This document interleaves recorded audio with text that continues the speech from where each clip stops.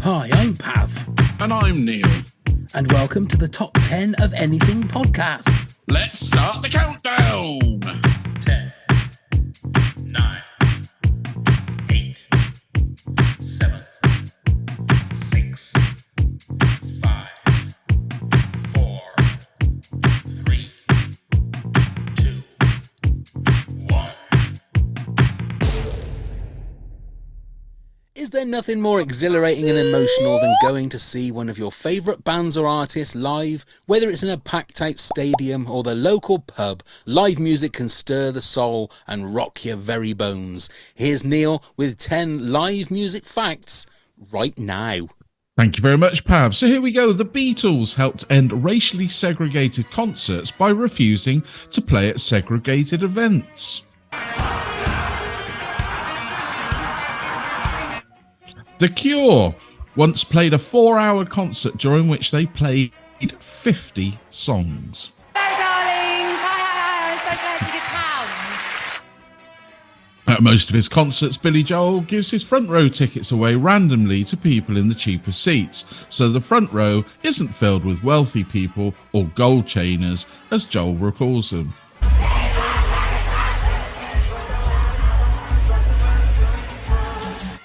In 1972, the band Deep Purple broke the world record for the loudest concert ever. 3 audience members were rendered unconscious.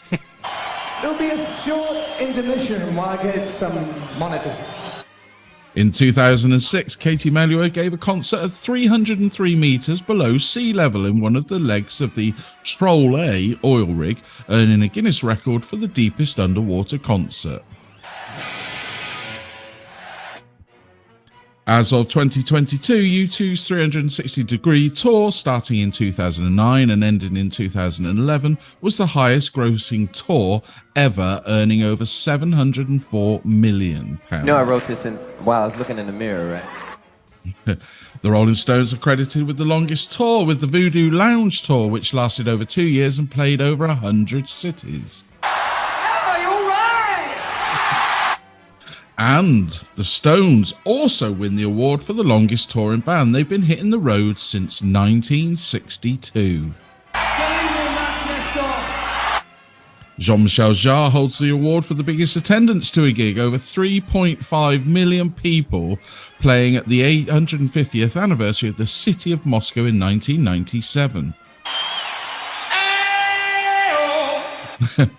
And K-pop band EXO, or EXO, now hold the record for the fastest ever tour to sell out. It sold out in 9 minutes for 22 dates. Thank you very much, Neil. A I'll pleasure, let the as Carry On always. music play on. Well, this is going to be a very personal kind of gig. I think that gig. See, I've got gigs in my head. Yes, so top 10 gigs that we've been to, and we are joined by the wonderful and lovely top head herself. Anna is back. Yay! And lovely to see her. It is too. Good to see you guys as well. So how are you, Anna? Doing well. It's a beautiful, I think, 85-degree day here in Colorado. So Oh my Oh, goodness. had to put the lovely. summer clothes on. I can see Nice. looking very glamorous, I must admit. Oh, It's you're been too kind. It's been pissing down with rain here. And cold. and cold and windy and horrible, and so it's nice that you brought sunshine in all kinds of ways. Aw. Well, yeah, we could go. It was snowing here, so the weather in Colorado is just give it a minute; it'll change. Oh my god. Well, Yeah. so here we go. How did you guys find sorting your top 10s out? Anna, was it easy? I Was it needed hard? more. You needed more. I have a couple honorable mentions, maybe. Have you as well? I don't know. thought so. And I must admit, I think this is the most honourable mentions we've had sent in as well. We've had quite a few, so I've had to whittle a few down as well, because we've had some essays sent in. What about you, Neil? I believe I was just talking to you just before we went on air. Yeah. It was a little bit hard for you. Well, I said to you, we quite often say this is one of the hardest. This generally was one of my hardest because I go to so many gigs. So to narrow it down to 10, well, was a challenge, but we got there. We got there. Good. I mean, look, I'm legendary for saying that it's one of the things I'm famous for is that if I love the live music thing. I love going to gigs, but it's the faff of getting there and the faff of coming home. If someone can pick me up and put me in the venue and then pick me up and take me home, I would go to more gigs. It's just the whole faff of it all, and I don't care And it's who it getting is. worse. And it is, and it's also getting way more expensive as well now, just to go and see. I mean, I wouldn't even say legendary bands. I mean, the legendary bands are like way, way too expensive. But it's going to be interesting. I mean, mine again. You know, everyone knows what my music taste is like. It's very vanilla, so there's not going to be any cutting edge people in mine. I've had to take Cliff Richard out. I don't even know if you know who that is, Anna. You don't even know who Cliff Richard is.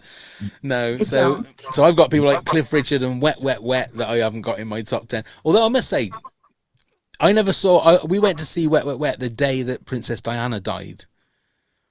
So that was a weird one. That was a real weird gig because it was the Sunday morning that obviously it was all on the news and everything. And then we had to phone up the venue. It wasn't WWW at the time to find out whether or not the gig was still going to go on. And it was one of the weirdest feelings at a gig. I don't think people knew quite how to feel or react and stuff. So it was a very, very, very, very strange one. But I'm it's sure still one of those moments in time where you remember exactly where you were. Exactly. She was beloved by everybody. Absolutely. And it was just, I think it was very, very strange. I think driving there, you were sort of feeling numb, and then coming back, you were feeling numb, and you're not quite sure whether you're feeling guilty if you were enjoying the gig or, it's just very, very strange. Okay, Anna, kick us off with your number 10. My number 10 would be Radiohead at the Greek. So for me, and this is in 2005-ish timeframe, I think it was, a lot to do with the venue. It was a star-studded event. Just in the seats in front of me were Michelle Williams, Heath Ledger, Marilyn Manson. I could see Gwen and Gavin coming out of the backstage and over to I got the hookup on the tickets. It was really nice. But everybody was there. And as I was exiting the concert, a lady, it's a little bit of a hill, grabbed onto my arm and said, "Oh dear, can I?" I was like, "Of course." And it was Rosanna Arquette. So I will never wash this elbow. Yeah. Oh, that is awesome. Do you know, that's one band. And the band was great too. There's one band I absolutely adore, but I've never caught them live yet. I wasn't a huge fan at the time. I was like, I like them. I want to hear them. And then, when they said, okay, the Greek, which is a smaller amphitheater nestled like in the Hollywood Hills, perfect venue, is one of my all-time favorite venues. And it's just magical. Absolutely magical. Because we actually live very close to the town that they come from, or I should say city, Oxford, which is not even an hour up the road. And very often they play a small gig, an intimate gig at this one pub in Oxford, but they never obviously advertise it as Radiohead. So if you're there, you're lucky. If you're not, and I've never been lucky enough to walk in and there they were, but wow. One of these days you will be.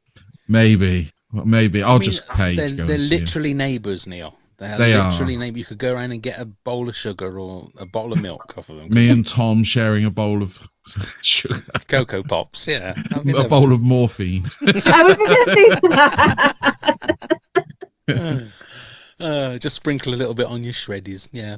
All right, go on then, Neil. You're number 10. So this is Faith No More. I went to see them on the 26th of November 1992 at the Brixton Academy, which was my favourite venue for sound and intimacy. It's now obviously due to the shocking occurrence that happened at the end of last year. It's closed still at the moment. But this one was special because I didn't realise it was being filmed and also recorded for their infamous live album, Faith No More Live at Brixton. So I'm sort of a part of history, but I love the gig. I don't know whether you're Faith No More fans. I like Faith No More. I know two of their songs, their two big hits. Yeah. There you go. We have a little deep delve if you want, Pav. I'm not sure it's yours. Their two biggest hits. Yeah. Well, no, have a listen to some more. I'm not sure you'll like them, but I think Mike Patton has probably got one of the best voices in rock. There you go. And he still holds it now. Are they still going now, are they? Yeah. Are they? Still what, going. original lineup, or is it No, like... they've had a few changes. Right. Yeah, but it's still the original singer. Well, what he wasn't the original singer. He replaced one guy. The original singer's now dead, but Mike Patton's probably the long-serving singer of Faith No Right. More. And what year was that, did you say? 1992. 1992. Lovely. See what I mean? We've got like, they're very sort of edgy. I'm just going to say my top 10. There's no point me trying to build it up or knock it down or whatever. My number 10. Now, this was the tour, the U2 tour. I wanted to see the tour before, if that makes sense. But this was the Zooropa tour. This was Wembley Stadium, 1993. I would like to have seen the Zoo TV tour, which was the tour before. This was when they started getting really electro-poppy. It was still amazing because, like, I sort of got onto the U2 train, I think, for Unforgettable Fire, and then Rattle and Hum, and then obviously Acton Baby was, I think I put that in one of my top 90s albums. It was up there very, very high. And as a live band, the sound that they get from just four guys, although I think there's another guitarist at the back somewhere, isn't there, I think, doing stuff. There is some backing musicians. There is some backing, but it was all big TVs, and I think that was the Big Lemon. There was a Big Lemon on stage for some reason. That's right, I remember that, yeah.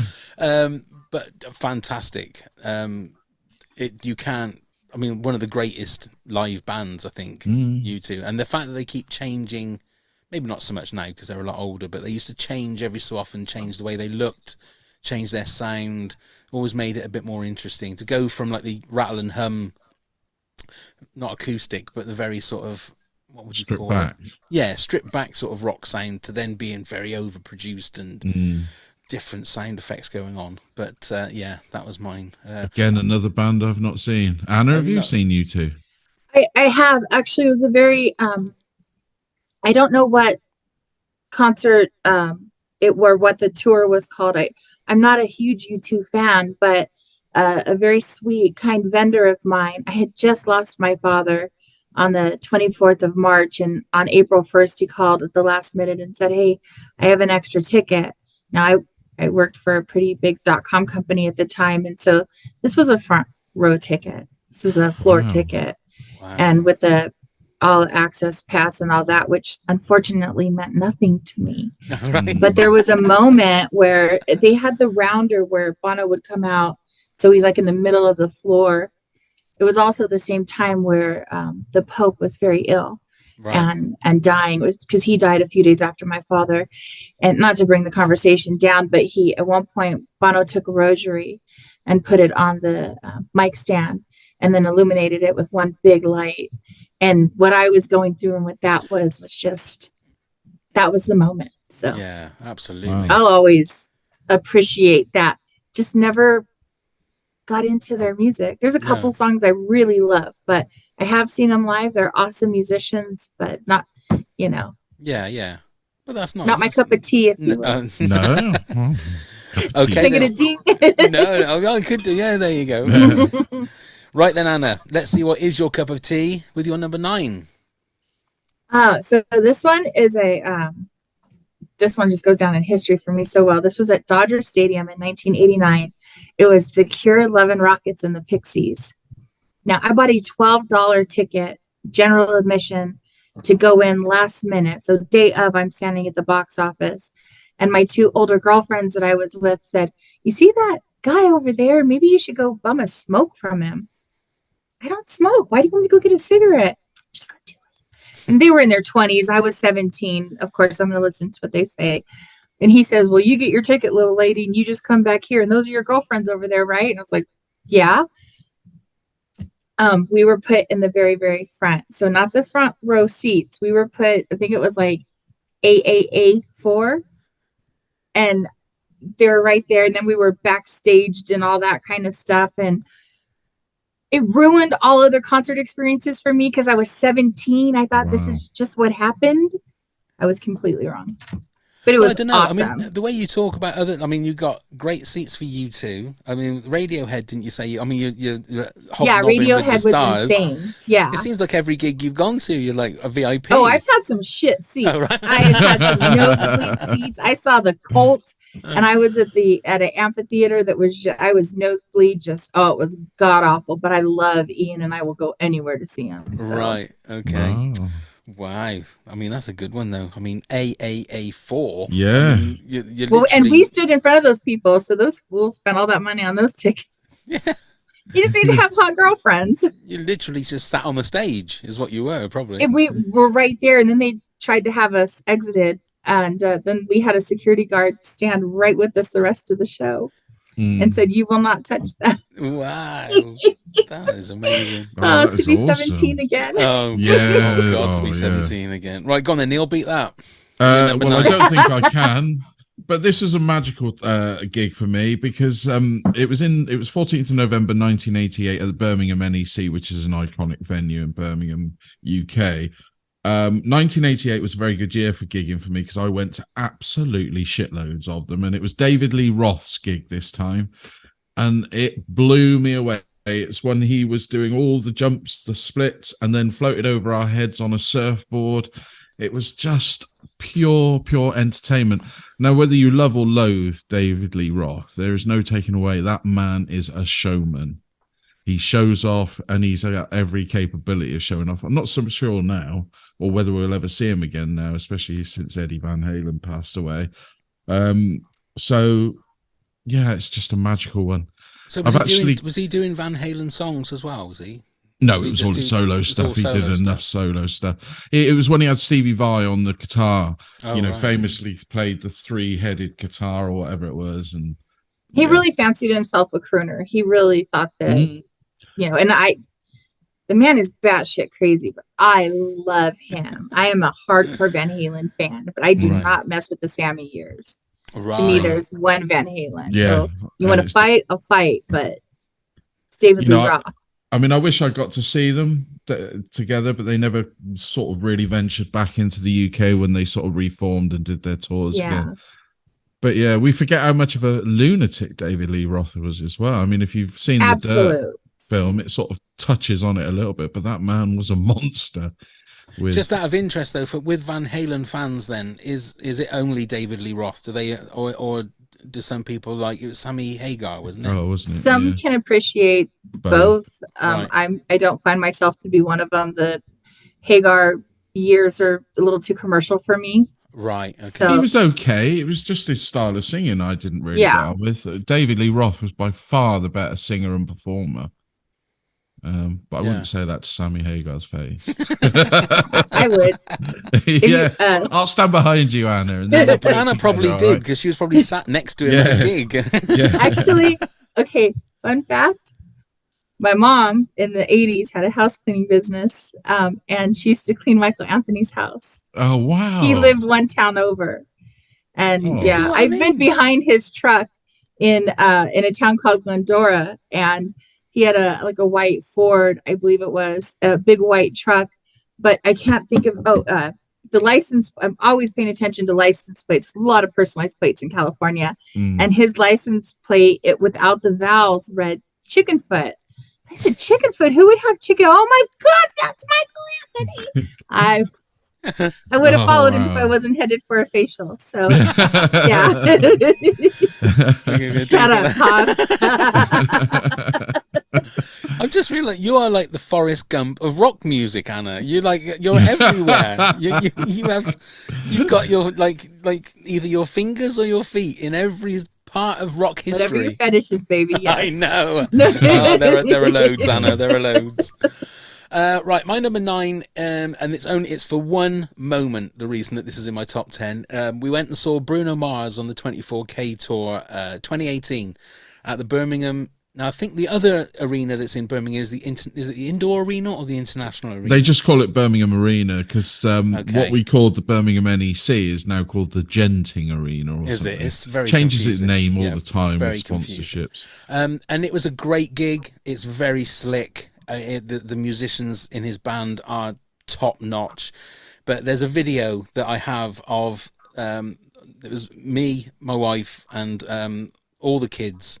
And it was just during the part of the "Don't Believe Me, Just Watch" part of what was the name of the song? Uptown Funk. Uptown Funk. And we did a selfie where we're all singing that bit, and it's my favourite bit of home video footage ever, because it's just all of us all doing the same thing. And then we all just, when it goes back into the music, we all just start like boogieing around, and it's one of my favourite bits of like home video, if you like, if you want to put it in an old-fashioned term. That's awesome. But He's a great showman as well. He is. I mean, the guy's voice is like, it's another world. I don't know how he does it. I really don't, because he never misses a beat. He never misses a note. Is unbelievable live. He really is. But that is the reason that is in my top 10. Anna, your number 8, please. So this is a band that I've seen the most out of any bands ever. Southern California, Orange County band, and I love them. And I don't even think when we talked about them last time that you might have known them, but it is Social Distortion, and it's at the Hollywood Palladium. So it's a great like Art Deco style venue with really good acoustics, and it was just a great show. I've probably seen 3 shows there, but total I've seen in the 20s with Social Distortion. What year was that?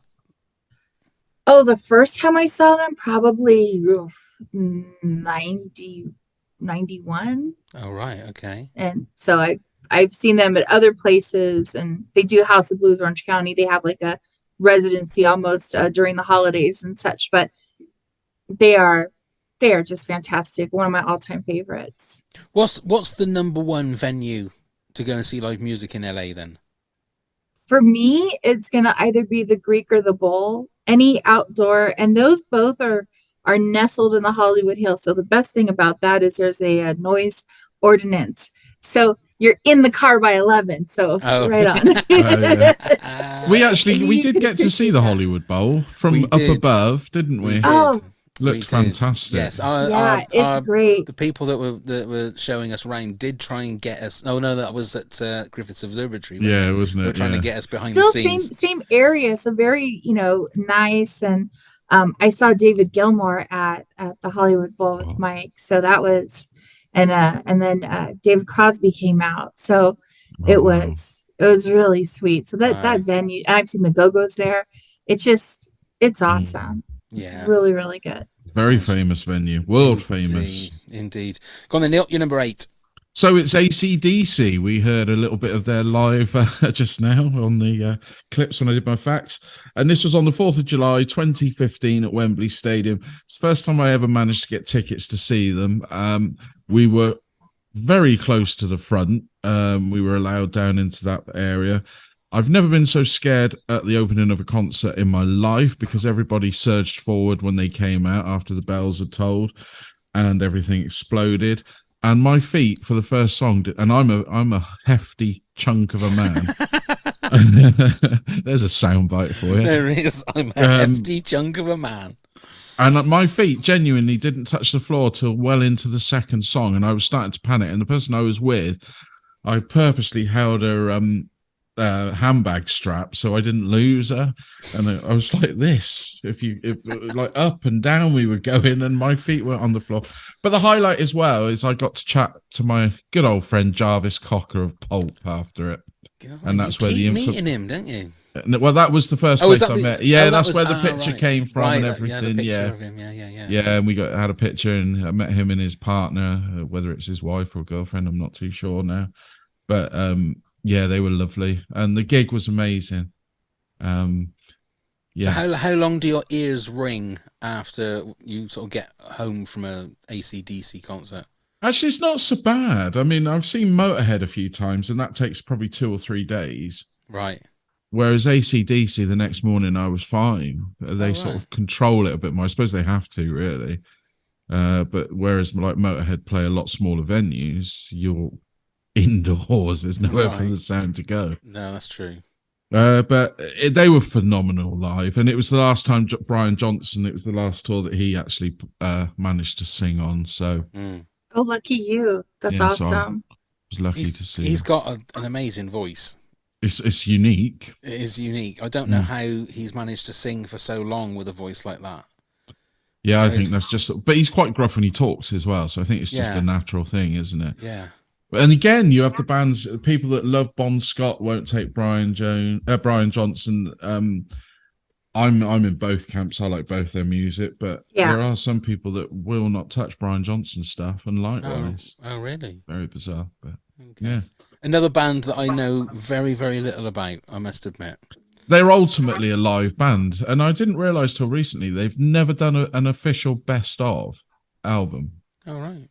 The closest they came to an album to buy was Maximum Overdrive, which was that film with Emilio Estevez, and they had a lot of their hits in it, and they put it out as a vinyl and a single. So that's the nearest they came to it. There you go.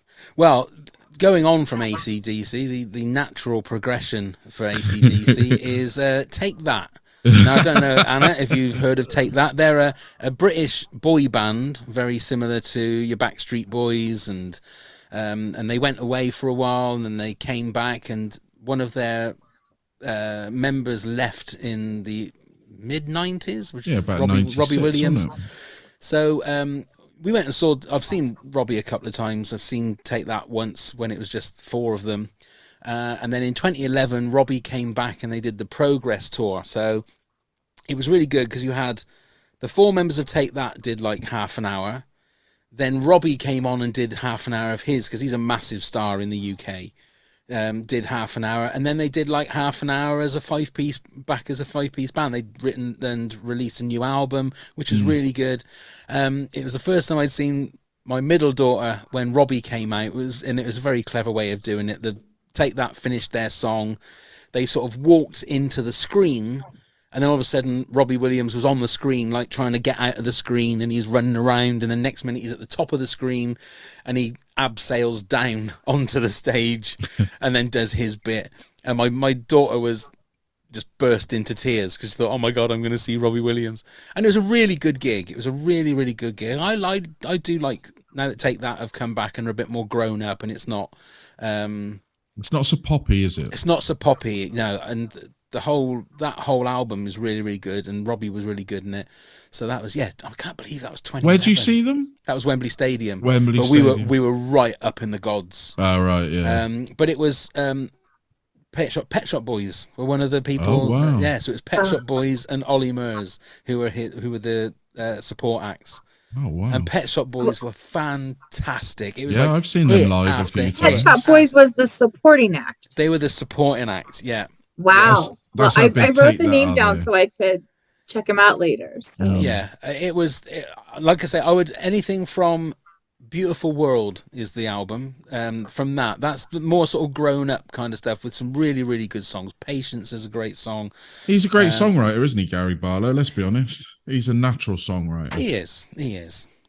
In fact, I went to high school with the Gary Barlow. It's not the same person. So it might be. Anna, we don't know. It might well be. It wouldn't surprise me, Anna. Put it this way: the way this podcast has gone, it wouldn't surprise me if you did. Well, Wembley's on my bucket list as far as concerts go. So I have, Right. because I'm a lady of a particular age and I need to get around and see some more concerts. So Well, Wembley Stadium. They still do Yeah, concerts, don't very they? much so. Yeah. But it's weird because there's a lot of football stadiums in the UK now. Like Anfield, Liverpool do a lot of do a lot of concerts and stuff as well. Tottenham and Tottenham's a huge one because that's where Beyonce's playing, isn't she, this year? oh, is it? Oh, did you get your Beyonce tickets, Pav? I didn't. No, I missed out. I didn't have the £750 that I needed to get the seats in the back. You should Unfortunately, have asked me. I'm supporting her. Oh, right. You're supporting it. with me spoons. Played on your titanium leg. Yeah. Go on then, Anna. You're number 7 then, please. So a band I believe the two of you should know. I hope that you would know them. The venue was the Palace in Hollywood, and the band is the Specials. The Yeah. Specials. R.I.P. Terry Hall. R.I.P. Yes. Terry. So it was about 94, 95. Yep. And I was still young and single, and it was The whole body ached for days because you get in there and you just dance the entire time. So it was awesome. Yeah, I'm a fan of the specials.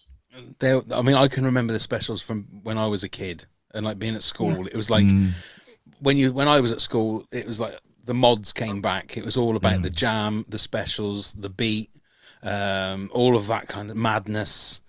Yeah, it was all about that kind of stuff. It was interesting that the specials, and I think, well, they're called the English beat, aren't they, over in America? Well, yeah. Well, I think because there's the beat and the English beat and how it all ties together, I get confused. I just like the music. Yeah. But the whole ska kind of mod revival, it was a massive thing when I was growing up. Yeah, I definitely loved them. I was always going to say, I always thought Terry Hall was one of the coolest guys, though. He always seemed so bloody cool. He was just a grumpy git, though, as well, wasn't he? I mean, he never smiled. He never, ever smiled. Read up about him and find out what an awful life he really had growing up. Yeah, I will go and read about it. It was, honestly, basically can't believe what happened to that guy when he was growing up as a kid.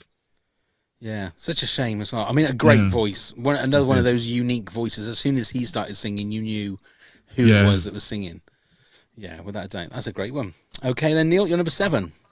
So this is Fleetwood Mac. They did a complete reform of all the original members back in 2015 again, which turned out to be the last time they would ever perform all as a troupe again, obviously with the loss of Christine McVie. And it was 22nd of June 2015 at the London O2. They originally announced one date, and I tried, and everything kept crashing. So I've managed to get through on the phone to Ticketmaster, which is a complete rarity. And he said, "You're not going to believe this, but tickets are literally going on sale in about a minute for the next date." And I said, okay. And they got me in. We were sat in about the middle, and he got me tickets. But they ended up playing about 15 nights in the end, so I needn't have panicked.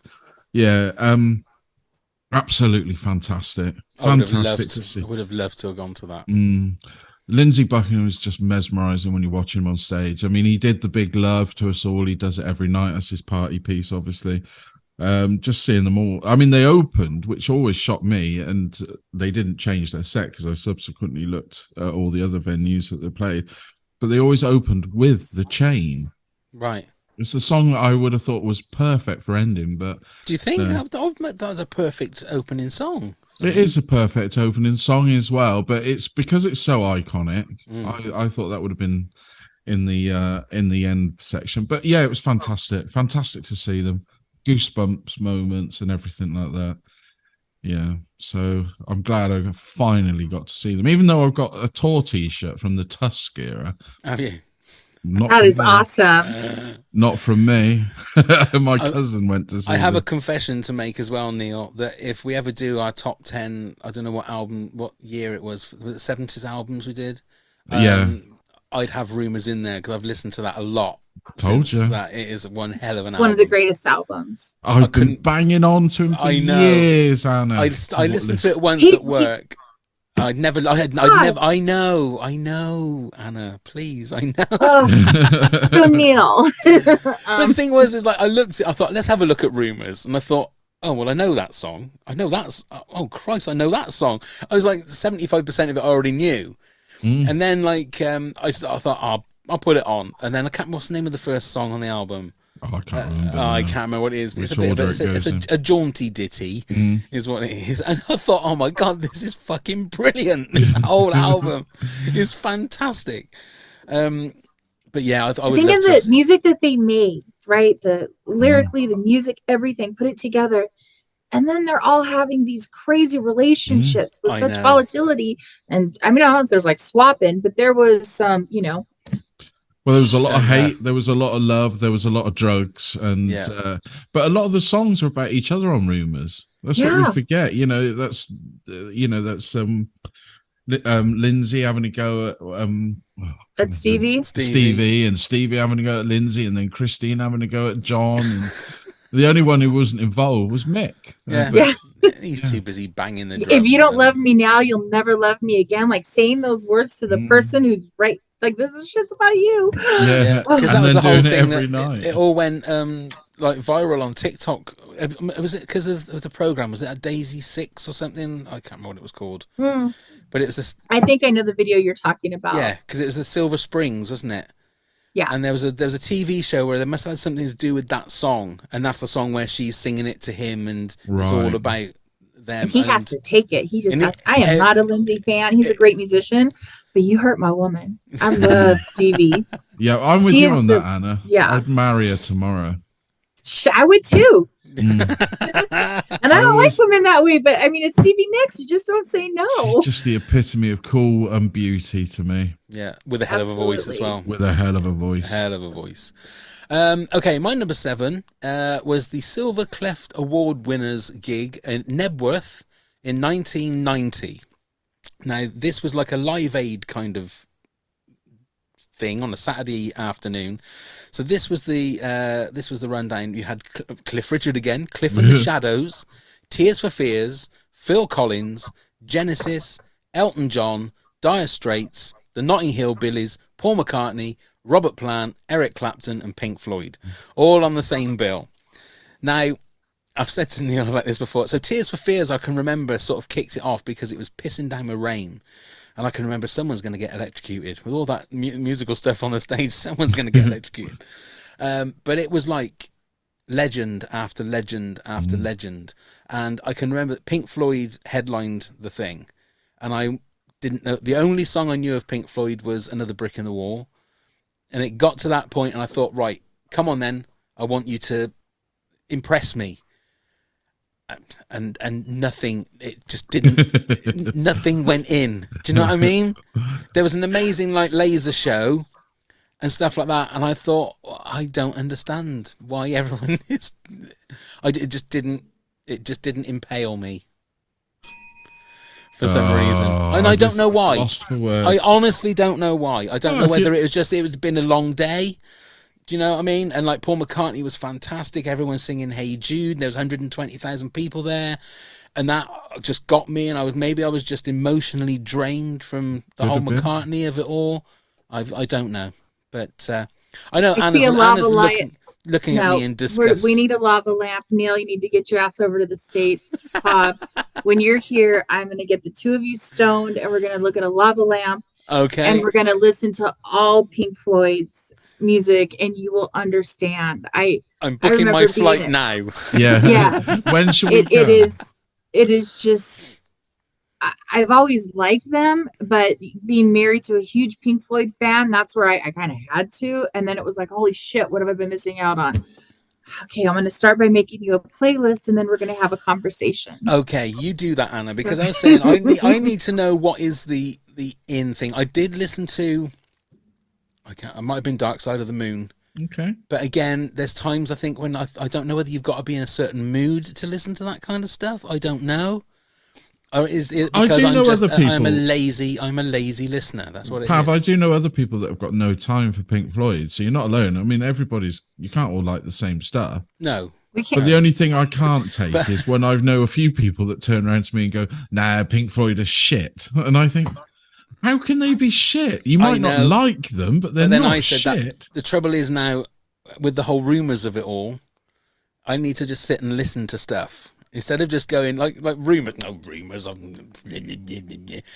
listen to it and I go, oh my God, this is the best thing I've ever heard in my life. So it might be the same with Pink Floyd. Anna just can't even look at me now. Like, she's just looking in disgust. My go-to album, no matter what my mood, but I want to chill and relax, is The Wall. Because it's a never-ending album. It just, it starts where it finishes and finishes where it starts. Exactly. Okay. I saw Roger Waters perform The Wall at the LA Coliseum a couple years ago. I mean, it was more than 6 years ago. So wow, I'm off to see him at the end. Well, fingers crossed that I've still got my leg. But at the end of May, I've booked two nights, one in Birmingham and one in Glasgow. So fingers crossed. He's a fantastic performer. Hopefully, he won't get too political, but he's got his causes and a voice that he, chooses to use, which I respect. But it took a little bit away from the night. But oh man, he's got the flying pig that comes down, and it's just like, oh, see, Pop, you need drugs. You just gotta embrace the drug. I'm thinking about this, and then I'm also seeing Brit Floyd in June. So it's like the Pink Floyd cover band that's sanctioned by Pink Floyd, and so I'll see them here at Red Rocks, and they're just That's a statement. That is, Pav. You need drugs. There you go. We get on a shirt. We need Get it on on a a shirt. shirt. Pav, you need drugs. Now, what they need to start, you see, Anna, is they got to legalise weed here, and then we can get Pav and myself. We can become the biggest stoners in the UK, We'll have lava lamps everywhere. They'll be all over the place. and then I But can Anna, introduce him to all this music. Anna, make me a playlist so then at least I've got some Oh, kind honey, of please. I've got some It's kind of already in. halfway Yeah, done. excellent. Okay. Yeah, definitely. Anyway, right. So Anna, you're number 6 then, please. Another one of your statesmen, I believe. So crappy venue, but good sound. So it's just a little shithole, but it's the Orange County Fairgrounds of all places in California. Orange County Fairgrounds. It was, believe, 2015, and it's Echo and the Bunnymen with Berlin. Oh, So wow. it's called Pacific Amphitheater is what it's called. So you're probably 20 miles out from the beach, so you get that nice coastal breeze, and then it's Echo, right? I get to see them at Cruel World. I'm not sure if you guys are familiar with it, but it's a festival, one-day festival. I don't know how they call it a festival if it's one day festival happening at the Rose Bowl in California, May 20th. So it's Susie, Iggy Pop, Billy Idol, Adam Ant, Levin Rockets, and Echo and the Bunnymen, just a myriad of great 80s people. So, but yeah, that show was phenomenal. I bet it was. I wonder if that's the same one that's coming to. We've got a gig with Iggy Pop coming here. I mean, I haven't got tickets because I basically can't afford them. But there's Iggy Pop, and there's a new thing called Generation Sex, which is Billy Idol, Steve Jones from the Sex Pistols. I can't remember which one of the Clash, and they've all come together with like this a punk band. supergroup. And they're playing. Wow. So, and that's And of course, Berlin. Now, Berlin's lead singer is that Terry Head. Yeah, Terry. I can't remember her Terry last Head? name, but Things that could have been so much different because she auditioned to be Princess Leia Really? back in the day. I did not know that. She was one of the ones. She was one of the Gee, ones. that Pop, you auditioned. have Star Wars knowledge? I do. I would never have guessed. I didn't know that one. There you Yeah, go. It's such a Cindy. smart ass, Was sorry. it Cindy Williams who was Laverne or Shirley? Wasn't she? Which one she was? Cindy Williams was Shirley. Was Shirley, and she passed away not long ago, didn't she? Correct. But she also went up for the role as well. There's footage of her doing her stuff with Oh, wow. Harrison Ford doing her what's it called, audition. Yeah, was one of the Oh. ones. Wow. There you go. Okay. Cindy or Princess Leia, Carrie Fisher was just in so many iterations of her career, just an idol of mine. Oh, I another adored one. her. She's another one like Stevie Nicks. I would. Oh yeah. Oh, anyway, Neil, number 6, please. So I got to see Black Sabbath on their very, very last gig ever with Ozzy Osbourne and the original lineup in their home city of Birmingham on the 4th of February 2017. Now, it is one of the most expensive concerts I've ever paid for, but I thought, damn, I've only ever seen them once before. I need to go and see them again. And why not see them on the final night of their hometown? Now, it was a great gig. We were all expecting a few more special guests, but there weren't. And Ozzy was on fine form. He even managed to get from one side of the stage to the other without any mishap. So he was on great form. The songs were fantastic. They've never sounded better. I mean, it was so much better than what I'd seen the year before when they performed. And yeah, it's just the fact that I can wear the T-shirt to say I was there on their final gig. Did they know it was the final gig at the Yeah, time? it was announced. Right. I mean, so it was 2017, and the average price for a gig then was about 65 to 95 quid. I think I paid £295 back then for the ticket and the privilege. Wow. I'm not regretting it a bit. No. Well worth it. Well worth it. Yeah, I've got the T-shirt back there that I won't ever wear again. Yeah, it's all framed up in my little T-shirt holder. So, yeah, it's one that I'll never forget. Piece of history. Piece of Absolutely. history. Indeed. Good one. So how many times have you seen Black Sabbath then? 3. So you said that so the second time wasn't such a great one? I saw them the year before at the Download Festival. Right. They were good. They weren't great. I mean, does that not put you off wanting to see them again If it hadn't have been their last one, would you have Yeah, I'd have paid still that money gone to go and see them again? Yeah, I'd have still paid the 65 quid easily to have gone to see them. Right. Yeah, yeah, because they're icon. I know we use it a lot, but they are legends, aren't they? They're icons and legends. Yeah. But yeah, we saw them at the Download Festival. I think I was spoilt the Friday night. It was the year that they called it Drownload, where we were up to our knees in mud, tents were Right. floating off in the rain. The night before, Rammstein performed, and I'd never seen Rammstein before. And if you've never ever watched any of this stuff, do look at their live stuff, because they are the masters of a live show. The guy is a trained pyrotechnic, the lead singer, so everything they do is flame induced fireworks. I mean, the recent tour they did, they've got towers going all the way through the stadium that are emitting these flames and everything, so everybody's involved in a massive stadium. And I'd never, like I said, never seen anything like this. And I think I was just still so awestruck and damp that I think Black Sabbath just didn't quite do it. You know, they didn't really have flames going. They just had lights, and Ozzy was so obviously that night reading off the teleprompter. Oh, really? But they were good. But Yeah. yeah, I'd had enough, you know, if you know what I mean. I thought I'd rather see them indoors. Yeah, fair enough. Yeah. Talking of icons, my number 6 is Slow Hand, is God. I've seen Eric Clapton about 5 or 6 times, I think, because he always does residencies at the Albert Hall. That's it, the Albert Hall. But this was at the Birmingham Indoor Arena. The reason this one is so high up, this was early 2000s, and we were in the second row. Wow. I'd never been that close before, and you could see the sweat dropping off the back of his neck. It was mesmerizing just watching Eric Clapton play the guitar. To be able to be that close and see his finger work, it was it was just mesmerizing. And it was the first gig that Andy Fairweather Lowe played in his band. Right. And you could tell that he wasn't quite up to speed. Not up to speed, but not quite at the confidence, because he had a microphone set up for him, but he never sang once in it. So I think he was just trying to find his feet being in the band. But it was just a different perspective, because normally at the Albert Hall you're up in the gods, or and I'd watched him do his blues night, and I'd watched him doing his band with the 4-piece band, and then with like the 9-piece band. I never got to see him with the orchestra, which was I'd heard it but never saw it. But to see him 2 rows away was just, I mean, it wasn't to the scale of Anna's kind of, sitting on the stage watching a gig, but it's the closest that I got to it. So that's why that's sort of high up in my top 10. Anyway, we're halfway through. I'm envious, actually, Pat. Really? It's an artist I would have loved to have seen, but never had the opportunity. Really? You mean you're envious of one of the gigs I've been to? Yeah, that's not right. What's going on? We're in the upside down now. Okay. We're halfway through, so we're going to have our quiz. It's the first 1 to 3 points. Who wants to go first or second? Ladies first. Ladies first. Who you calling a lady? No.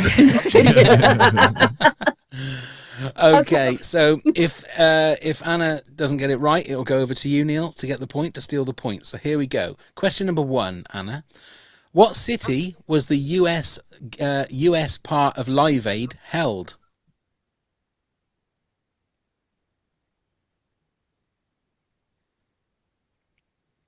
I know it's a bit before your time. This was 1985. Oh, no, it's right in my time, because I'll be 52 in July. I just... No. It's not Chicago. Philadelphia. Is correct. Yes. It was Philadelphia. Well done. Pulled that right out of my backside. So 1-0. You can see the brain. We could. Cogs were turning. Okay, Neil. Yes. This is the reason that I asked whether you wanted to go first or second, because this is an ass of a question. Status Quo opened up Live Aid in 1985 in London. Who opened up the US part of Live Aid? Them all on. I was going to say I've got it all on video. It's not. It's on Blu-ray, I should say. God, who opened it? Oh no, I can't. I'm going to have to pass. I can't think. Okay, any ideas, Anna? Phil Collins? It wasn't. It was a guy called Bernard Watson. He was just a singer-songwriter with his guitar, and somebody went up and asked him if he wanted to be the first person to do the start of the Philadelphia one, and he got up on stage and sang a couple of songs. Wow. A little bit of a trick question there. Okay, Anna, for you, what is the name of the stage that hosts the headliners at Glastonbury? Of course, I'll know that one.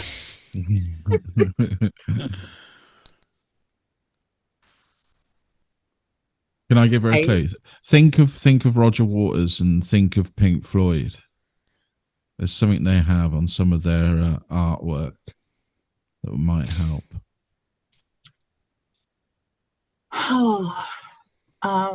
Or think of ancient Egypt. Yeah. Oh, the pyramid. Yes. Well done. And I'm throwing my gang signs at the same time. So. Oh, dear. Okay, then, Neil. Who headlined Woodstock in 1969? Oh, who headlined that? Now, you've got 3 different choices because there were 3 different days for Woodstock. So you've got right. Well, one of them will be the Who. Didn't they headline? So or there's Jimi Was it Jimi Hendrix? You need to get. I don't want each one. Just give me one out of the 3. All right, I'll say Jimi Hendrix. Is correct. Any the ideas on the Who? other one? And was the it Who wasn't one of them. No. No. Anna, got any ideas? Well, if Jimmy was there, I'm thinking Janice would be there, but I'm not Janice Joplin. No, not on the you roster. had Jefferson Airplane, and Eh. you had Joan Baez. They Oh. were the 3 headliners. Okay, so back to you, Anna. Is it back to you, Anna? I think so. Back to you, Anna, to win. This is for the win. Bruce Springsteen is legendary for his 3+ hours shows. Can you name his band?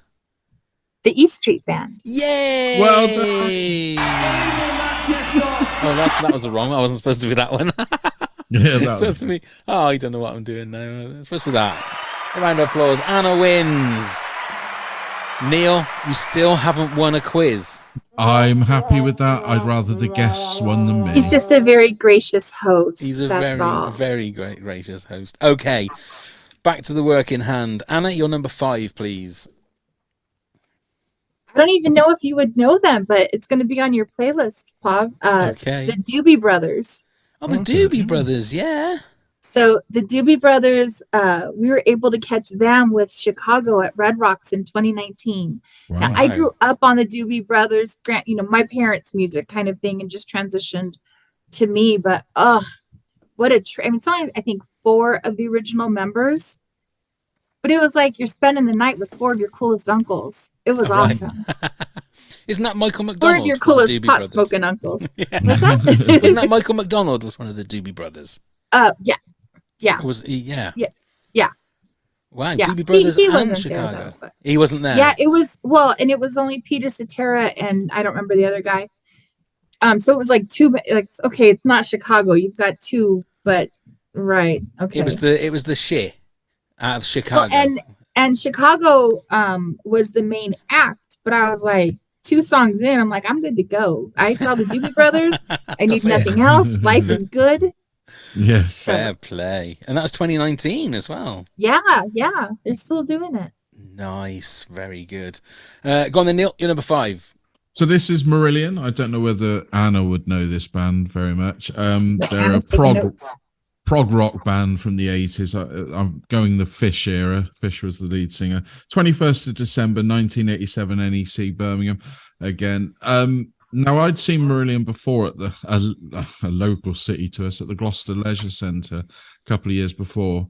But I chose this one because this was when they were at the top of their game. They were playing the big arenas. So they were playing your Wembleys, your Birminghams and that. It was fantastic. It Bites supported. Do you remember It Bites? I do remember All the It Heroes. Bites. Yeah. They weren't very good live. Really weren't very good live. But Marillion were fantastic. Put on a hell of a show. But another reason was because I wasn't quite 18. We had to be accompanied by an adult back then, and my mum liked the music, so she decided she would take us and sit there. So we all descended to the stage. She was left holding the bags, the t-shirts, or whatever on this row, completely on her own. We weren't far from the stage, and the lead singer dedicated a song to my mum. Which was quite. I mean, I was annoyed at the time because I was a huge fan and I wanted him to dedicate it to me, but it was the more I think about it, it was really sweet that my mum had a song dedicated to her in the middle of this huge arena. So was that's that what was it's that Fish era? yeah, So very Fish much dedicated so. a song to your mum. Yeah. Which And song? funnily enough, now that I sort of, I mean, I still follow the guy. I've seen the guy live every time he does a tour and everything. And we've actually chatted. I've met the guy. You know, I've even had a pint of beer with him. So it's bizarre. Which song did he dedicate to his mum? To your mum? Sugar Mice. Oh, Not dedicated, but he said, you know, there it is. I wouldn't say, oh, this is to you like that. He didn't, Yeah. but the way he said it and pointed Yeah. her out, it was really sweet. Oh, bless. Yeah. Oh, Sang to my mum. that can't be So bad. cool. Can't be bad. Okay, my number 5, a bit of a cheat. I haven't actually got a specific gig for this one, but I've seen him so many times. Billy Joel. I'm going to choose actually the Stormfront. I think I saw him twice on that tour. He's just an amazing singer live. He's he doesn't use the fact that he's restricted behind a piano to entertain the crowd.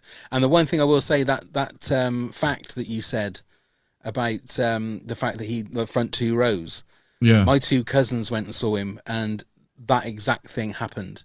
Oh, really? One of the security guards came to them and said, "You need to come with me," thinking that they'd done something wrong.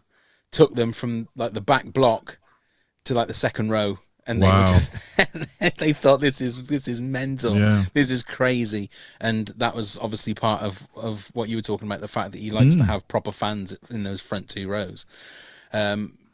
But yeah, he played Wembley Stadium, I think last year, or the year, might have been last year, because it would have been COVID the year before, wouldn't it? I think maybe. Yeah. Well, he's back in London this summer. Oh, is he? Yeah, he's Whereabouts? at Hyde Park. Is he? Oh yeah, that's too big. That's too. How can you enjoy that? Well, I'll tell you how later on. Okay, all right then. But that's my number 5. Anna, your number 4, please. Okay, so I didn't go to this concert for this band. I'm a huge Stone Temple Pilots fan, and Scott Weiland had found himself in prison. So the boys did another band called Talk Show with a crappy singer. I don't know who you are, but whatever. And I was like, oh, I'll stick around and see this other act. You know, it's the guy from Nirvana, so it couldn't be all that bad. So 1997, the Foo Fighters at the Hollywood Palladium. Wow. It was incredible, life-changing. Early Foos. Wow. It was 97. It was awesome. And the Palladium it's a great old venue with great acoustics, so it's awesome. Loud, so loud. They give you value. Oh, sorry. I was saying it's hard to imagine them going that long. He was on his own as the Foo Fighters for a few years, wasn't he? Oh, was he? Just Dave Grohl, and that was it. He did everything on the first few albums. Oh, really? Played the drums, guitar, the bass, everything. Wow. I didn't know. Yeah. I mean, I've seen them a couple of times. My favorite gig, not venue, I didn't put it in there because I absolutely detest the venue they played at Milton Keynes Bowl. Oh. I saw it with I saw the Foo Fighters, and they do put on a show, don't they? I saw Iggy Pop, Royal Blood, and Iggy Pop supporting, and I'm a huge Iggy Pop fan, so it was. I mean, that I was still buzzing from that when they came on. But they had John Paul Jones from Led Zeppelin guest with them, and Roger Taylor when Taylor Hawkins did his Queen tribute. Roger Taylor actually came out and played the drums for him, which was fantastic. I can't wait to see Iggy at that music festival I'm going to. Just that's total bucket. Like, oh, that man. He's just amazing, isn't he? But I read recently, I read an interview with him recently, but he's been told he's not allowed to drop his trousers anymore or he will be arrested. That's it. I'm selling my fucking ticket. Okay. Yeah, but I mean, why so soon? I know. I was going to say, and it's not like he does it for sexual gratification. It's just Iggy Pop, isn't it? Hasn't he been doing that for like 50 years? Yeah. Why worry about it now? Why stop him now? Who cares? Because people are more offended by a bodily part than they are by a murder now. It's like, so there we go. It's like arresting Willie Nelson now for smoking pot. He's been doing it for like 90 years. So why worry about doing it now? And there we go. And the guy that Snoop Dogg said is the only man that he's ever smoked with that he couldn't keep up with, Willie Nelson. He did say that. He did. Oh, dear. Go on then, Neil, you're number 4. So we talked about him before. Anna was so lucky to see him do the Wall live. I never was that lucky. I went to see Roger Waters on the Us and Them tour in Birmingham again. I do like Birmingham as a venue. It's not so busy as London. 7th of July, 2018, where it was just, they played pretty much the whole of The Dark Side of the Moon. It's where they did the famous laser prism over the whole crowd. They recreated the iconic album from Animals, with floating over the Battersea Power Station. Did that right in front of us. So every seat you were in was a brilliant view, and you were included. Now, the one thing I've now learned that Roger Waters personally paid for the best sound, so he has what's called this 4KS or whatever it is sound, which is more expensive than most people's tours.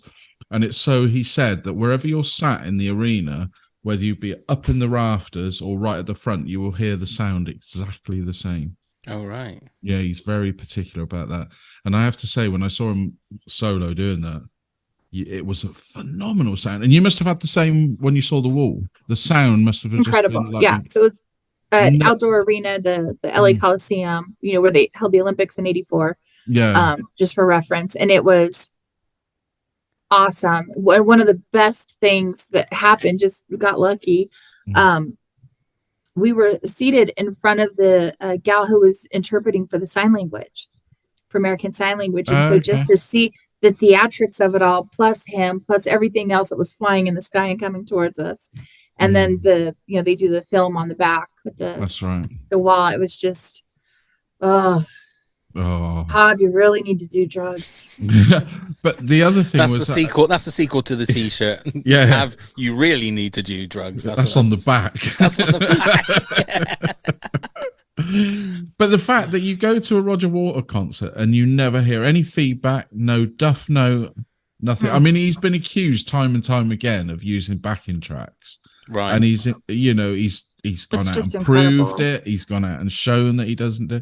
And we spoke about Motorhead, but Lemmy's son is actually Roger Waters' main guitarist. Oh, really? Taking over from Dave Gilmour. Yeah. There you go. Well, when you two make it over to the States, I'm taking you to the Rainbow Room on Sunset Strip.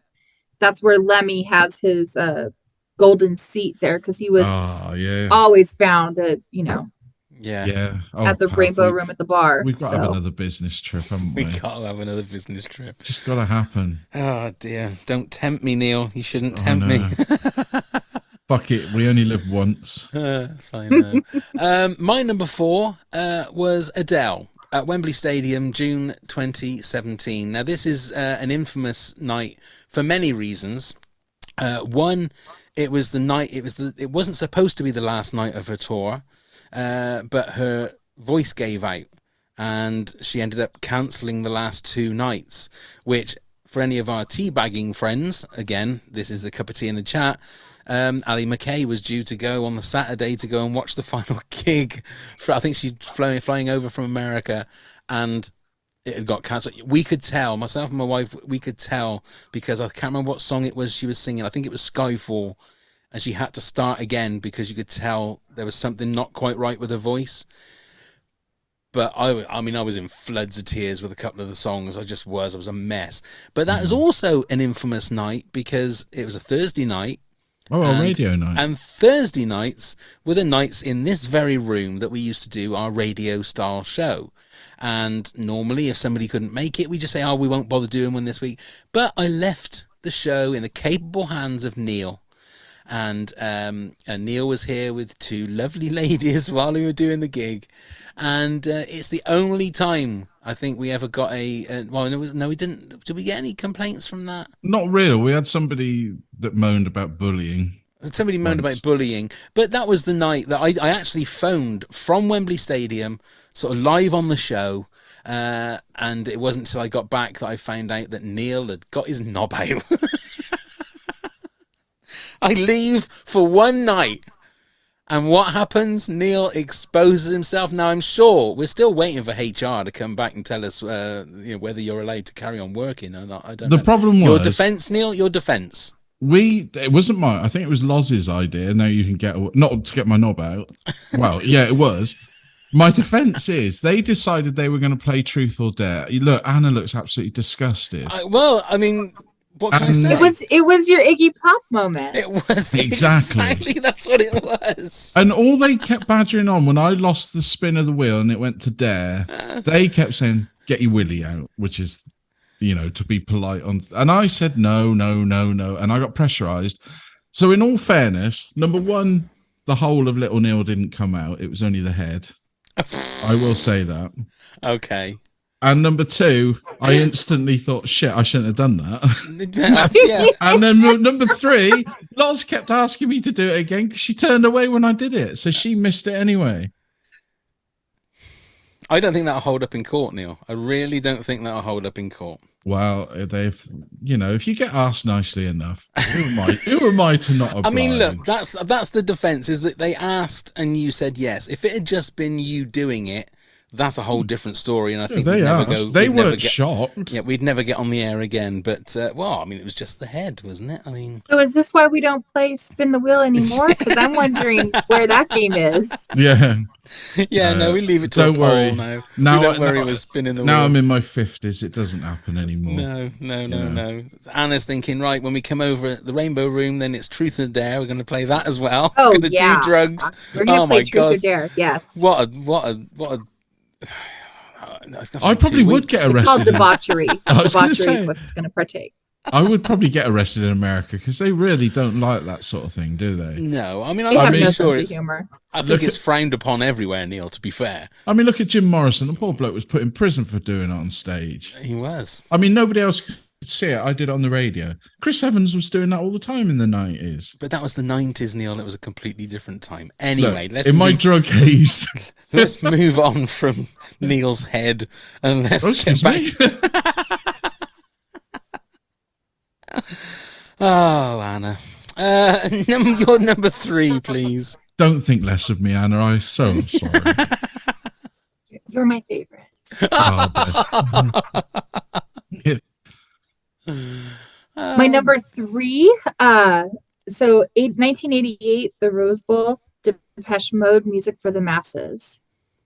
Oh, nice. I'm that fucking old.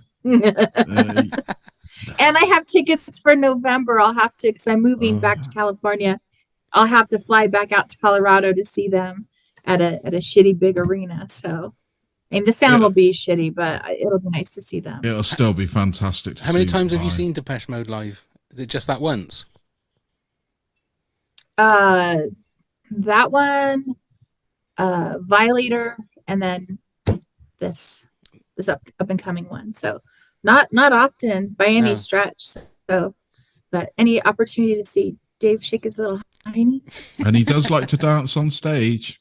Hey, maybe he'll drop trout. Who knows? Who knows? Dare to dream. If he's hanging around Neil, he will. Yeah. Got to do it, haven't we? You got to do it. Neely Pop. Neely Pop, yeah. Go on then, Neil. You're number 3. So again, we're back to the Brixton Academy, my favourite venue, which is unfortunately, like I said before, not open at the moment. But I saw the Eels there on the 1st of September 2010. Now, I'd seen the Eels a few times before. This was on the... what was it? Was it Tremendous? Anyway, it doesn't matter. But it was when he was famously in his white boiler suit with the very long beard, dark glasses and the bandana, where he got held up at London airport for being a terrorist because of the way he was dressed. Oh, dear. Now, I've seen the Eels. I counted it the other night. I've seen them 10 times now, and I've never bored. I would see them again and again and again and again. I think they're fantastic. Are you a fan of the Eels, Anna? I'm not familiar. You said the Eels? I'm well, writing they're it down. not the Eels. They're just Eels. You will probably know some of their songs. They're one of the My Beloved Monsters featured in Shrek. Nova Came for Mr. the Soul, E's Beautiful Blues was in Road Trip, and a lot of their songs are used in movies. I Need Some Sleep, was in Shrek 2. Great performer, underrated, but they still sort of got this following, which is not quite on the cusp of being huge and playing arena, but not small enough to play the smaller venues. So it's always very hard to get a ticket because of the venue size that they play. But if you ever get a chance, I think they're fantastic. There's just the 4 of them on stage with E. Is that the band that you've seen the most? The most No, times? Fish would probably be the most. Oh, right. Yeah. Yeah, I've probably seen him in the 20s, you know, up there. But after that, it'd be Eels, yeah. Right. Okie dokie. And that was 2010, you said, didn't it? It was. Nice. Okay. So, all right, hang on. Brixton Academy. What happened at Brixton Academy? It's where a lot of the security couldn't cope with the influx. It was a sold out gig, and they gate crashed basically, and 3,000 extra people came in, and there was people sadly lost their lives. That's right. There's all this investigation and everything. It's very sad, very sad. Right. But yeah, I absolutely didn't realise that was Brixton Academy, but yeah. And it's my favourite venue, and I get so upset that it's just not open anymore. It's just little. It's almost like playing inside a wedding cake inside. You've got lovely pillars and everything, but the sound is fantastic. Everybody wants to play there because of what it is and how it sounds. Yeah. Like Anna said about the venue that she went to with the acoustics, it's the same thing. Right. Perfect acoustics in there. Okay. Right. My number 3 is Wembley Stadium, 1988, and it was the Human Rights Now tour. Oh, wow. It was Yuso Indoor, Tracy Chapman, Sting, Peter Gabriel, and the only time I've ever got to see Bruce Springsteen and the E Street Band. Now, 88 was just after Born in the USA and Tunnel of Love. Tunnel of Love is one of my favourite albums of all time. My mate and I, when we went, we couldn't understand, because we were looking forward to seeing Bruce Springsteen. I didn't know any of his other stuff. I just wasn't into it. So I wasn't into it that much at that time. But I couldn't understand when Bruce Springsteen was about to come on, why everybody was booing. Me and my mate were looking at each other going, why? He's the headliner. And it wasn't until we spoke to somebody next to us that they were going, Bruce. And we thought that was... We didn't realise that until we asked this guy, because we said, why is everybody booing? No, they're going, Bruce. That's what they always do. Unbelievable. I mean, he only played like an hour, maybe hour and a half. I mean, obviously he is renowned for doing 2.5, 3 hour, even now at whatever age he is now. 70s, isn't he? Something in his 70s. And I will put it in the video playlist. It was the very last night of the gig, and I can't remember where he was. Maybe in Brazil, and he did Twist and Shout, where all the rest of everybody else, Peter Gabriel and that, all came on stage, and it's just an amazing rendition of it. He keeps finishing the song and they keep going, no, come back, and he goes back and starts singing it again. It's fantastic. I'll put that in the video playlist. But only time, I'm never going to get to see him now because he's just too expensive. But where he's doing the British Summertime at Hyde Park as well. Is he doing it again? Is he? Because he did it a couple of years ago, didn't he? Yeah, you got Bruce Springsteen, Billy Joel, Guns N' Roses. What a lineup! And then you got some. That's not on the same night, though, is it? No. It's spread over, isn't it? About 2 weeks. You've got Pink. You've got Take That Again. You've got somebody called Blackpink that I know. I'm not into this K-pop. I don't know a lot about it, but that's very successful. Yeah, there's a lot of them doing it. It's a big act thing. It's huge. Yeah. Fantastic. Right then, Anna, your number 2, please. My number 2 is Back to the Hollywood Palladium for Jane's Addiction in 1990. So I was 18, 19 years old, and it was just knock your socks off kind of concert. Wow, envy. Yeah, I don't know much of their stuff, I must admit. I know a bit. I'm not a huge, shocking. Listener. Absolutely. Absolutely. I was at that another Download festival, which is a huge sort of rock festival in the UK. They were playing on the second stage, but I was so adamant that I had never seen Kiss, and I had to choose between the two, and I did choose Kiss. So, if you're looking at, of course, I would probably make the same choice, but oh shit. So, Pop, I went down to San Diego to support a girlfriend of mine that was running a marathon, her first marathon. I had to go down at 5:00 in the morning to go and support. And when she, crosses the line, all that stuff, taking off, whatever. And I see this big tour bus, and that's odd. Who plays San Diego, whatever. 'Cause I don't live there. I'm not familiar. And I see this little lady holding a pillow walking out, and I'm thinking, that's that lady from that show. Oh my God, that's Perry Farrell's wife. Right? So I'm like, dying. It's 5 o'clock in the morning and she's just not having it. I'm like, I'm talking to you anyways. And I look up and there he is looking like freshly coiffed hair, slacks, dress shirt, just, buttoned down to here because it's Perry Farrell. And I just walk by and like say, "Good morning, Mr. Farrell." He didn't talk back or anything. He might have said good morning. I don't know, but I was floating on air for the rest of the day. The So Forrest Gump of rock music. I'm telling you, she is everywhere. Those I look like comfy love shoes. that man. That man, and I mean, his brain is fried as fuck, but I love him. Fair enough. There you go, see? And that's your number 2. So, Neil, your number 2. So we talked about Hyde Park. This was Hyde Park, and this was last year, the 8th of July, 2022. I finally, after years and years, got to see Pearl Jam. It's one of my all-time favorite bands. Every time they've toured the UK, I've either not been in the country, or I've been too slow to get tickets, or they haven't played enough dates to be able to get them. So literally a good 20 years of trying to see them live. I finally got there, and we got the tickets to Hyde Park to see them in 2020. And lo and behold, COVID came along. So we were all excited that they said they would perform the following year, 2021, and we got our new tickets sent to us, and that was cancelled. And I thought, I'm never going to bloody see them. So me and my friend decided we got them the following year, and we went to London. We booked the hotel, went and stayed, only for them to get very ill that morning, and I had to take them to hospital briefly. And I thought, shit, we're going to miss the gig. Being in a London hospital, we were still sat there at 4 o'clock in the afternoon, and I thought the gig starts at 6. But we did get there, and all fairness to them, they got themselves out of hospital, signed themselves out of hospital to go to the gig. We went straight to the gig. And when we got there, my friend, to apologize, upgraded us to the gold circle. How they got the money to do that, God only knows, but I'll be forever in their debt. It was apparently to celebrate my 50th birthday that they paid for that. And we were right near the front and enjoyed the 2 hours, 45 minutes of pure Pearl Jam bliss. There you go. I love it. Couldn't have worked out any better. No. It couldn't. And now I see Eddie Vedder's festival this year, the Ohana Festival. It's got the Killers on the first night, Eddie Vedder on the second night, and the Foo Fighters on the third night. Can we go to that, Anna, please? Absolutely. Let me just call Eddie. I used to work with him. Just kidding.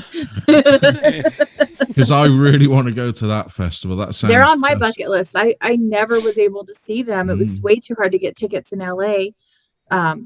I don't think they ever have come to Colorado, not since I've been here. And that's just one band I have to see. So if it's a show where I have to travel, I will see them. Unfortunately, at that festival, it's only Eddie Vedder on his own. It's not the rest of the band. But I believe the drummer will be there, because isn't the drummer playing for the Foos on a certain amount of the tour? Pearl Jam's drummer. That sounds familiar. I don't remember I think I'm right in saying that Matt Cameron's playing the drums for the Foo Fighters on a certain amount of their upcoming tour. That'd be nice. But yes, if you're into live music, perhaps not a Pearl Jam fan, Anna. But if you're into live experiences, Anna's never ever going to talk to me again after tonight. I can just. I might, because I won't be able to sleep now, and I'll catch you on your walk and just be like, "What the hell, Pop?" Well, that's it. You're just going to give me shit, no matter whatever kind of streaming service or whatever kind of social media. I don't know that I could look into those baby blues anymore. Oh, please, Anna. If I flip my eyelashes a little bit. Flip your what? Eyelashes. Okay, my number 2. It was August 1996. And I was stood in a field with 121,999 other people watching Oasis at Nebworth. Okay, you're back on the good side. Hey, finally, one with a bit of street cred. It was Oasis at the height of their powers. It was just before Be Here Now came out. They, I think they played 2 songs from Be Here Now that nobody had heard before. So they were at their absolute, like the apex of their ultimate power, I think. It was just, I think we had Prodigy and Basement Jaxx were the 2 wow, the Prodigy supporting movement, yeah. artists, and all I can remember, it was just like noise and people jumping up and down. That's all it was. It was just mental. And then we're just waiting for Oasis to come on, and it was all a bit of a blur, pun intended. Oasis and Blur. But it was being such a massive fan of Oasis and seeing them with like over 100,000 people that were all there for exactly the same reason. It was just a perfect evening. It finished pretty crap because we went on a coach to get there, and I think we let the gig finished at 11. We got onto the coach. I fell asleep, and it was 2:00 in the morning, and the coach still hadn't left the coach park. It was still there, and I think we got into Swindon at about 6 in the morning. So it was a long, long day, and that was where I had that. I won't talk about it with the poo. In the street with a newspaper. Because there was nothing open, and that's enough about that. Anyway, but that's my number 2. So you got your little pav out in public. I did not. I did not. Chastised for little Neil. You get little pav out. Oh, it's fine. I didn't, because it was a number 2, not a number 1. I had to. Well, you still have to pull your pants down. Well, kind of. We've really got to dissect this, Neil. I shouldn't have mentioned it. I was just trying to make myself feel better. You know, I'm not talking about the defecation. I'm talking about your exposure. Defecation. That's what we need. Okay. Before we reveal our number 1s, let's just do a rundown of our 10 to 2. Anna, if you can do that, then Neil will do it, and then I'll do it, and then we'll tell everybody about our number 1 choices. Radiohead at the Greek, the Cure 11 Rockets and the Pixies at Dodger Stadium. Social Distortion is number 8. The Specials at 7. Echo and the Bunnymen with Berlin, number 6. The Doobie Brothers, 5. Foo Fighters at the Hollywood Palladium. Depeche Mode, Music for the Masses is number 3. And Jane's Addiction at Hollywood Palladium is number 2. Lovely. Neil, your 10 to 2? Yes, absolutely. So 10 was Faith No More at the Brixton Academy. Number 9 was David Lee Roth at the Birmingham NEC. Number 8 was AC/DC at Wembley Stadium. Number 7, Fleetwood Mac at the O2 London. Number 6, Black Sabbath, the Genting Arena, Birmingham.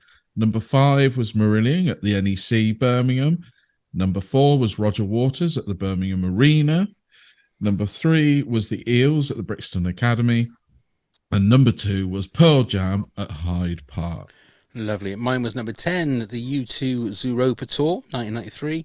9, Bruno Mars, the 24K Tour in Birmingham. 8, Take That and Robbie, the Progress Tour at Wembley Stadium. 7, the Silver Cleft Awards winners gig at Nebworth. 6, Eric Clapton at the Birmingham Arena. 5, Billy Joel, numerous venues. 4, Adele at Wembley Stadium. 3, The Human Rights Now at Wembley Stadium in 1988. And at number 2, Oasis and at Nebworth, not and Nebworth. Anna, what is your number 1 gig that you've been to? My number 1 gig, really the venue, my date, everything was just spectacular. So it was Stone Temple Pilots at the Fox Theater in Pomona, which is like a 3,000 person venue, and that was in 2011 with Mike. Wow. Oh, wow. Where was that again? Where did you say? At the Fox Theater in Pomona. Theater. So it's outside of Los Angeles. It's in LA County. It's a very small venue, great acoustics. And yeah, there was other people with us, but it was me, my guy, and my favorite guys on stage. And just, I want to say it was the Thank You Tour. So it was everything, just all thrown out there at once. And just, I could watch Scott dance all day. Just, he's still my heart. So how many times have you seen Stone Temple Pilots live then? I saw, that iteration of Talk Show, I don't really count that, but I believe it was just 4. Right. So, it was a single Anna dancing her ass off, having a great time partying. And then thankfully, my partner and I, we both enjoyed them, and he would, anytime they would come to town, it was like, yeah, whatever you want. So it was really nice, but I really enjoyed that. Excellent. Awesome. Who's the act that you've seen the most live then? Social Distortion, without a doubt. And how many times do you reckon? 23-ish. Wow. It's easy to do when they play at House of Blues in Orange County and in LA. Well, I guess that one's gone now, but they would play all the time there, and that's a $40-$50 ticket, and Right. it's just a great time. Okay, great one. Wonderful, lovely memories there as well. Indeed. Yeah, awesome. Yeah. Go on then, Neil. You're number one. Well, probably no surprise. It's Pink Floyd. It's 2 dates. I saw them on both the nights they played Wembley Stadium in August 1988, 5th and 6th of August. We went on the Friday first. We were a little bit late getting there, the three of us. We were quite far back, so I ended up watching it quite a way back in Wembley Stadium. What is an 80,000 seat stadium? So we were right back. So it was good. It was fantastic. Blew my mind. But when we came out and slept in the car, the three of us, we said, right, the next night we're going to get and sit early at the gates and get down the front. So we did. So the second night I got to see them very close up at Wembley Stadium. Again, visually fantastic. I mean, they had a Spitfire airplane crash on the stage. It was just phenomenal. Lasers, everything was going perfectly. I don't know whether it was heightened because I've never smelt so much weed in my life being at a Pink Floyd concert. I think I was floating just off I was just floating off the remnants of everybody else. I mean, we were so packed in. I remember the toilets in these places back then were not ideal, so everybody was peeing in a bottle. I did the same. I hope nobody drank it. You know, it was just a magical. It was so hot as well. They were spraying the hoses over everybody to cool us down, handing out the water willy-nilly to try and get us all not to dehydrate. And the second night is the magical night that I've never ever forgotten. I just think it was just pure genius. I mean, they opened with "Shine On You Crazy Diamond," and they did the full 17 minutes of it as the opening. And Dave Gilmour's guitaring has never sounded more sublime as it did that night. And it was nice to see them because it was the original band. You still had Nick Mason, Rick Wright, obviously Dave Gilmour, Roger Waters not, obviously, because he left the band. Yeah, the Momentary Lapse of Reason tour, so good. So good. Sounds magical. I'm looking forward to delving in to Pink Floyd. Yeah. As soon as Anna sends me the playlist. To go back real quick with Pink Floyd, Us and Them, that was like the defining song of, oh my God, I'm going to marry this man. Oh, and really? It was that song. Yeah. Wow. Oh, there you go. That's when it becomes more than just like, oh, it's a band I like. When things like that happen, isn't it? They become a little bit more than that. Yeah. Okay, that makes perfect sense. My number one, I did get to see him at the Silver Cleft Awards, but it's Paul McCartney at the Wembley Arena, January 1990, the Flowers in the Dirt tour. Right. This was sort of like, I think it was his first big tour that he did. And I can remember, no surprise, crying at the start, thinking as he was coming on the stage that I am going to see a Beatle. This is like, I'm actually going to see a Beatle live. And he was, I think it was about 2.5 hours that he was on stage for. And it was, I mean, Flowers in the Dirt is a great album anyway. So the songs that he were playing, you know, normally that's the lulls in gigs, isn't it? When they're playing the new songs and you don't quite know them. But every song on that album is fantastic. So when he was doing the songs from the album, it didn't dip anymore. But then he started doing, you know, stuff from Wings and stuff from just legendary songs, all the beat, Fall on the Hill and Hey Jude and just all stuff like that was, and the Hofner bass, and it's just it becomes a sort of like sensory overload because you think this is a Beatle. And I mean, this was what we're looking at now, 33 years ago that this happened. So he was on top form, sounded great. Linda as well. Well, she didn't sound great, but Linda was there as well. Lisa wasn't Yoko. Yeah, well, that's true. That's true. true. But he had a great band with him as well. You know, some really, really good musicians. But yeah, it had to be my number one. It was just fantastic. Right, we've got some honourable mentions to go through. I'll go through these, and then Anna, you can give us your honourable mentions as well, if that's okay. So, Maria Pereira said, Foo Fighters surprise show at the 9:30 Club in Washington, D.C., September 2021. Gary Lizasso, I don't go to many concerts, but One Republic was really good. Robin Hurica, Silverchair at Rock in Rio 2001, 250,000 people, and it was one of the best nights ever. Dan the Man Harper, Metallica on the Black Album tour at their peak. It was my very first concert. It confirmed my decision to be a professional musician, changed my life.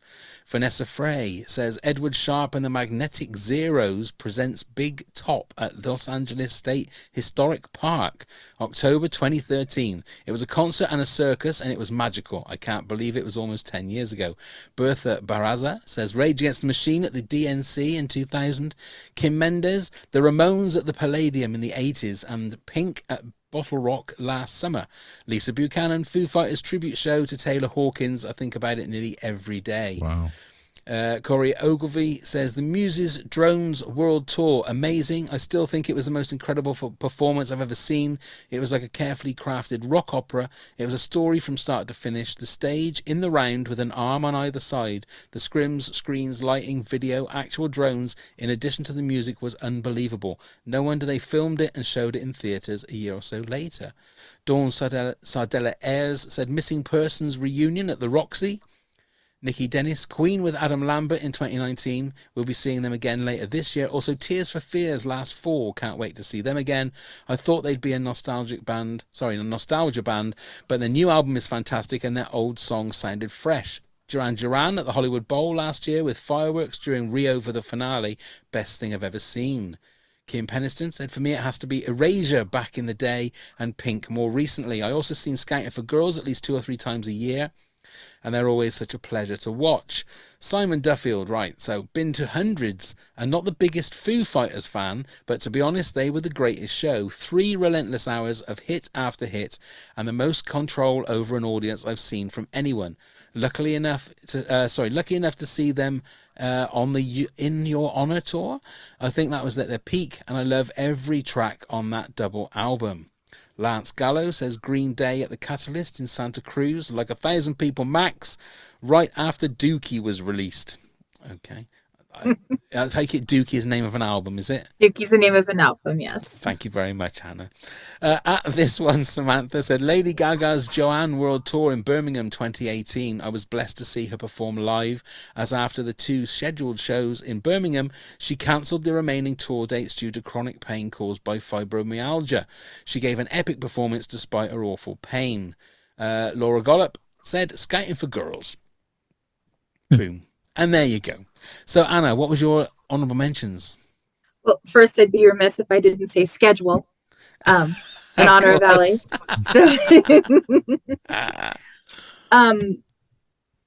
So I mentioned before I worked for a .com company back in the day, and we do this big consumer electronics trade show in Las Vegas every year. I was invited by Monster, the cable company, to attend theirs. So you can imagine Monster with the cables and everything that they do. Sir Rod Stewart came out and played a little ditty for us for 2.5 hours. Really? Wow. This is when he was doing his standards, so it was quite the experience. But what will always be my most special is I got to see the Eagles with Mike. So it was very similar to your COVID or Neil's COVID story about canceling. This was I work for a telecommunications company, and they have a box at our local arena. And so they, kept going by the wayside and cancel. I'm like, I'm never going to get this. It was our last concert at box seats at the Eagles when Vince Gill joined them. And then it was Glenn Fry's son came out to play his parts as well. So it was just pure magic. Absolutely. So that's another band as well, yeah. It's another one of those bands that I wish I'd seen as the actual Eagles. Do you know what I mean? To see them. In all fairness, I would not pay the Eagles prices to see the Eagles because Mama likes a discount. I got these for free. That's the only way it was going to happen. And I'm just thankful that it did. Absolutely. Absolutely. It's beautiful. Oh, wow. I feel like we've really gone on an adventure tonight. I feel like we've already booked a holiday to LA. I'm going to do drugs. I'm going to get into Pink Floyd. I'm going to do drugs. I'm going to do some more drugs. You have to. I think we have to rephrase that one and just be open to allowing Pink Floyd to get into you, I think so. because Yeah. it's more of an experience that way. Yeah, I think I feel, yeah. Well, whatever, I will definitely, whatever you put on that playlist, I will listen, and I'm going to properly listen, and I'll see if it has the same effect as Rumours. And you can send me your Samantha Fox playlist too, and I'll listen to it. Okay then. Samantha Fox playlist. Wasn't it a song called "Touch Me"? There was a song called "Touch Me." Yeah. How do you not ding? Pop, ding. Sorry, Ding, ding. I'm sorry. I'm sorry. I need to get back on the old ding. I really do. That's what she said. Before we say our goodbyes, Neil, do you want to tell everybody how they can get in touch if they want to? Please do. Come and speak to us all. You can find us on all the social medias at Top 10 Pods. Do give us a click, give us a like, give us a follow, give us whatever you want to give us, really, as long as it's not catching. Email us at toptenpods@hotmail.com with any suggestions or questions or anything you'd like to ask us. Do come and help support the podcast at patreon.com/Top 10 Pods. You've guessed it. There's all sorts of rewards that you can get and delve your sticky mitts on. Check out all our links via the Linktree. The link is in the show notes below. And do please come and give us a click, give us a follow, give us a like, wherever you get your podcast from. Thank you. Perfectly done, Neil. First of all, before I say our goodbyes and our thank yous, in no way do the Top 10 of Anything podcast condone flashing or dropping trousers or getting helmets out or anything like that. Or taking drugs. Or doing drugs, right? Or taking drugs. Although we do condone listening to Pink Floyd and Stoned. feeling like, yeah, getting stoned. Anna, thank you so much. That was so much fun. It's you're one of our favorite people. You absolutely are. Thank you for having me. I always enjoy this. It's great to see you, Neil. I'm sure I'll be talking to you later, Neil, about more music, Neil, because Pop's got some homework. Yes, he has. Send him all the music you can, but thank you very much for your love and everything when I was not in a great place. So thank you very much. It really good luck did mean a lot. with your recovery, and I hope everything goes well. So do I at the moment. I seem to get up here and then we go down again. We're on a bit of a roller coaster, but hey, we'll get life there. is a roller coaster, as the man once said. So that's it for this episode. Thank you very much, Anna. Thank you. Thank you very much, Neil. Thank you very much, Anna. Thank you very much, Pav. Love you both to pieces. Yeah. Love you. Thank you very much, everybody, for listening and watching. Let's start the countdown, and love you, Indy. 10.